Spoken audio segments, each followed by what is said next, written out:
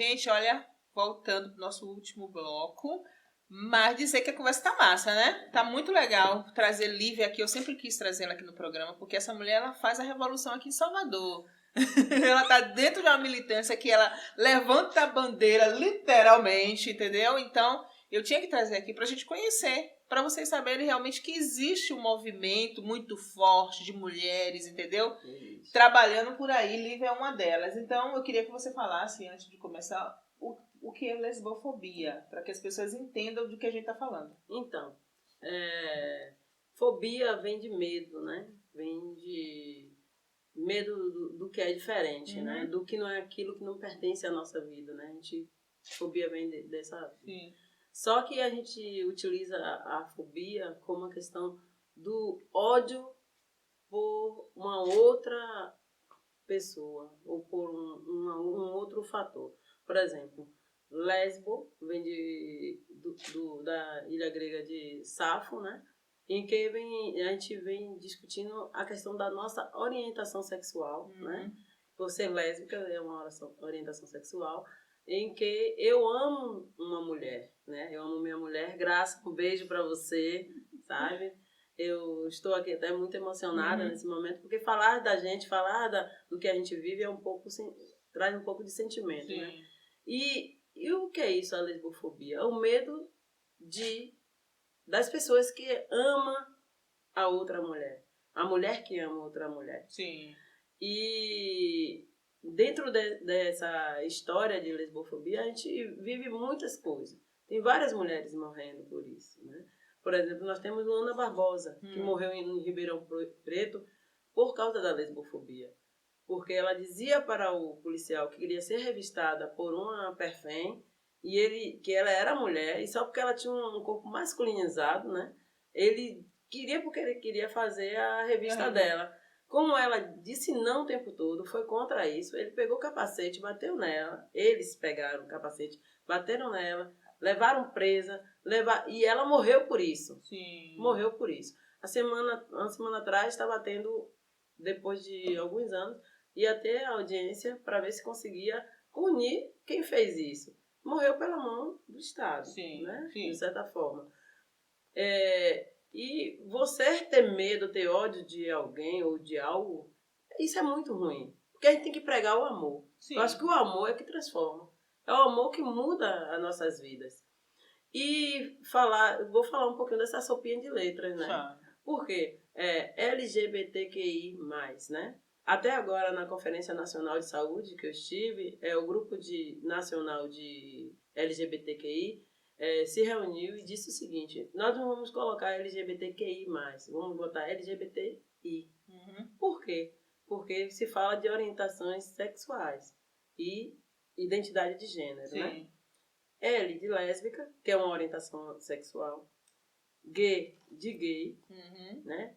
É o G de gay, que é uma orientação sexual. Que lésbicas são mulheres que amam mulheres, que transam com mulheres, que vai pra cama com mulheres e se relaciona com mulheres. Lésbica é isso. O gay são homens que amam homens e que vão pra cama com esses homens. Bissexual são mulheres ou homens, né, que gostam de homens e de mulheres, gostam de se relacionar, de transar com essas pessoas, né? O T, né, tem travestis, transexual, transgênero, que é uma identidade de gênero, que essas pessoas podem ser lésbica, pode ser gay, sim, ou bissexual, porque a orientação sexual não tem nada a ver com a questão da identidade de gênero, sim, né? E transexual, né, pode ser uma mulher trans, que é uma pessoa que nasceu com um órgão genital masculino e não se vê com aquele órgão, não se sente com aquilo. Se vê de maneira diferente, se vê como uma menina. O homem trans, que é um garoto, né, que nasceu com a vagina e que não se vê com esse órgão genital, não se vê com esse corpo, né?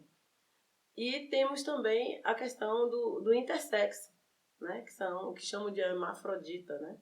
O intersexo são pessoas que nascem com os dois órgãos. E traz o queer. O queer é uma coisa mais fluida, né? e que não se trata de orientação sexual.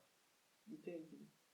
E existe outras além, porque Sim. coloco mais, né? Porque existe outras possibilidades. Outras possibilidades, que tem o pansexual, Sim, o assexuado, sim. o não binário e outras coisas. Isso é uma forma da gente de estar no mundo, né, Lívia? A gente precisa circular por toda essa diversidade, né? E você se sente bem estando próximo à mulher, não só na cama, mas se relacionar, conviver, estar perto. Então, isso também a gente precisa respeitar e aceitar cada um no seu espaço, né? Então, é bom que você traz essa tradução dessas letrinhas e também desse movimento, né? O que é que o movimento está fazendo para que as pessoas respeitem, aceitem e tomem conta da sua vida. Pois é. Quando eu chego assim no movimento, eu chego em 2011, Sim. né? E estava tendo uma grande visibilidade lésbica na Lapa, na estação da Lapa. E que era uma vigília. E nessa vigília tinha no chão sapatos, cruzes, poemas, livros. Existia várias coisas assim no chão. E eu achei aquilo interessante. Eu disse, Sim. O que é isso? Eu estava saindo do trabalho, o que é isso aqui mesmo? E aí eu fiquei escutando. Aí começaram a falar, né, que era uma vigília que estava trazendo visibilidade para as mulheres lésbicas, porque era praticamente na semana do dia 29 de agosto, que é o dia da visibilidade lésbica, Sim. que em 1996 as mulheres lésbicas se reuniram no Rio de Janeiro e fizeram o primeiro encontro, o primeiro seminário nacional de mulheres lésbicas e bissexuais, né, lá no Rio de Janeiro. E, a partir daí, se tornou dia 29 de agosto como o dia da visibilidade lésbica. Nasceu a partir daí.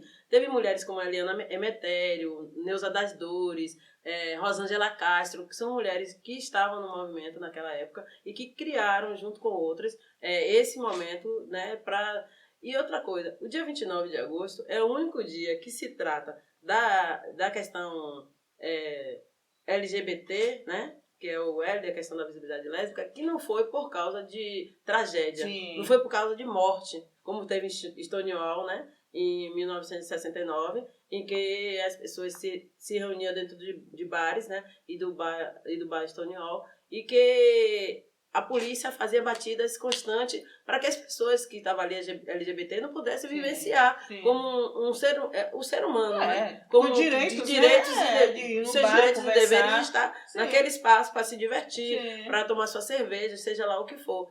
Não foi igual, né? A visibilidade lésbica vem de um momento de reunião, de comemoração, de vivência de vida. Até nisso, né? É um pouquinho diferente.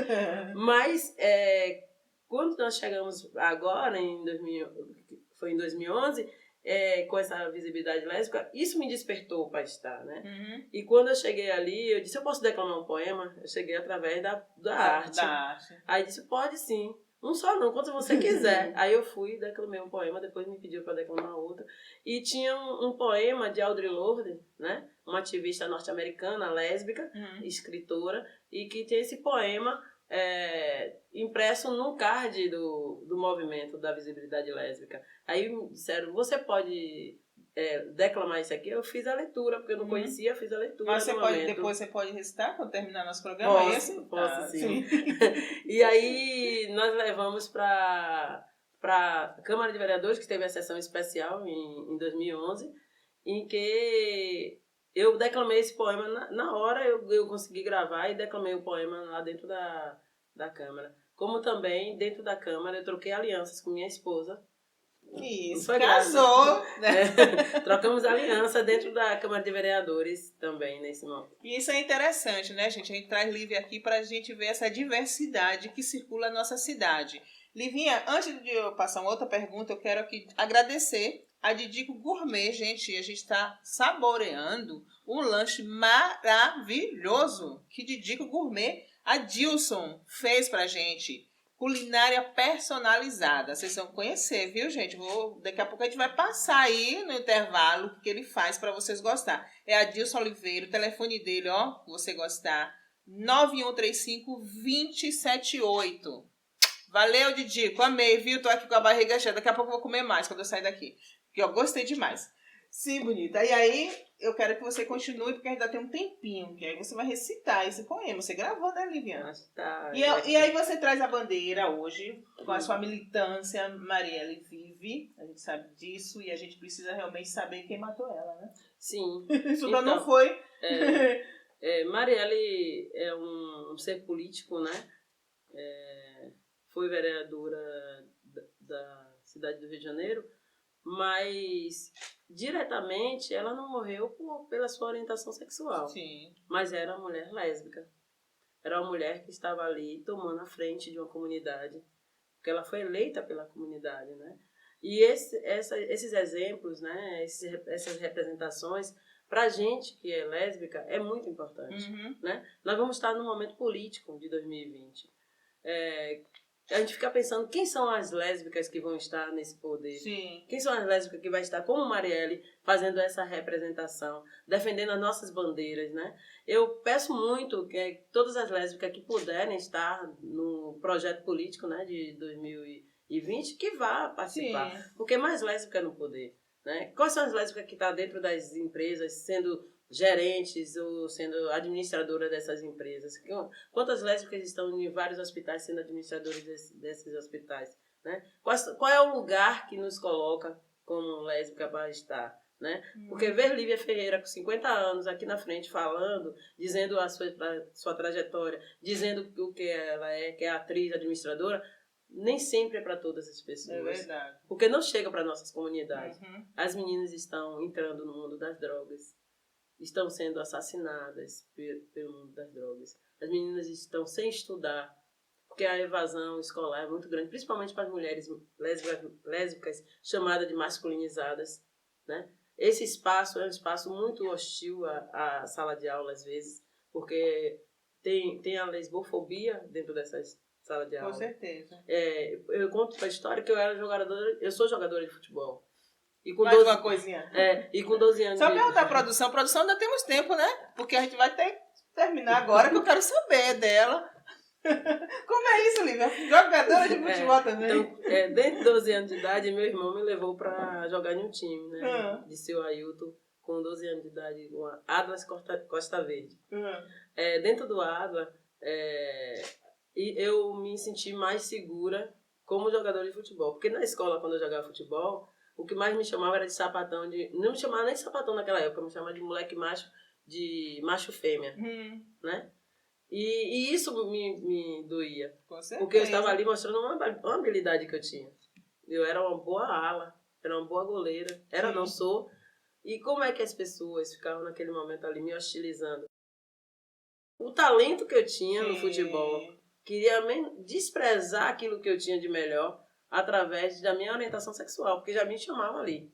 Então, por isso que eu falo da questão da hostilização das mulheres lésbicas dentro desse espaço. E aí você traz assim, também com outros LGBT. Com certeza. Né? Aí você vê o futebol feminino, como as meninas arrasam, né? Independente da orientação de cada um, que a gente não sabe. Mas olha o talento delas. Como a gente tem Marta. Marta tem quantos títulos? 7 títulos, pois né? A melhor goleadora da seleção brasileira. E aí os caras dizem, jogue como um homem. Aí a gente diz, não, jogue como uma mulher mesmo. Jogue como uma garota. Jogue como uma garota. Exatamente. Que é melhor. Pra você ver, né, que não consegue visualizar que uma mulher pode ser uma boa goleira, ser uma boa jogadora, uma boa atleta de futebol, de qualquer outro esporte, né? Porque agora mesmo vai ter uma Copa. Eu ia dizer o nome, mas nem posso ainda, né? Vai ter uma Copa de futebol feminino. Nessa Copa, quantos talentos vão surgir? Garotas de até 17 anos e garota de 18 anos acima. E aí é interessante que você já vem de uma trajetória, aí essas meninas já vão ter todo esse aparato, né, para poder estar também reivindicando o seu lugar como atleta, como mulher, seja em que orientação ela se encaixa. E aí você abriu esse caminho, né? Porque na sua militância é isso. Você abre um caminho de proteção para essas mulheres, né, Lívia? Porque a nossa história sempre vem de longe, sempre, né? De longe. Teve outras mulheres antes de antecederam a mim, como Cici, Flor de Lis, Dilma Mendes. Foram mulheres que antecederam a mim no futebol. E eu chego também com essa força por ser da militância, do ativismo, de trazer a questão da profissionalização do futebol feminino. Com certeza. Então a FIFA e a Conmebol coloca, em 2019, todos os times têm que se adequar à regra, que é para colocar todas as mulheres dentro dos seus clubes como jogadora, né, e profissionalizar essas meninas, né? Então, corre agora para fazer essa profissionalização. Mas, assim, a gente precisa gritar, precisa estar na rua, precisa para poder conseguir conquistar os direitos. Porque se a gente não fizer isso, não vem. A gente ficar de braços cruzados? Não podemos fazer isso. O importante é ir para as ruas. A gente precisa, nesse momento agora, político do Brasil, e estar nas ruas gritando realmente. Bonito, aí assim, é o seguinte, ó, o programa acabou, de novo, ai meu Deus. E aquela poesia? Já passou tão rápido. Vou deixar vocês com ela na poesia dela, dizer siga a gente no Instagram, siga ela também, porque tem mais história que não deu tempo de contar aqui. Então, toda sua. Aquela poesia que você ficou. Então, vamos lá. Essa poesia é de Audre Lorde, né, ativista norte-americana. Sermos mulheres juntas não era o suficiente, éramos diferentes. Sermos sapatas juntas não era o suficiente, éramos diferentes. Sermos mulheres negras juntas não era suficiente, éramos diferentes.